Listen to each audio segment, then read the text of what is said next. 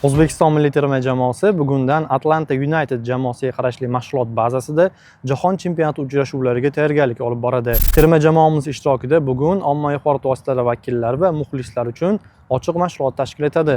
Unda ishqibozlar terma jamoamiz futbolchilari bilan birgalikda suratga tushish, ulardan dastxat olish va ochiq mashg'ulotni kuzatish imkoniyatiga ega bo'ladilar.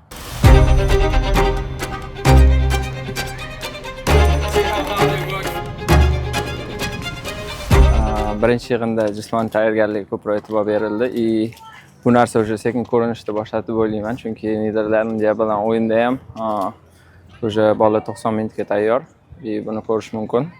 Hozir уже bu yoqqa kelganimizdan keyin ko'proq raqiblarni o'rganishga и taktikaga e'tibor beramiz.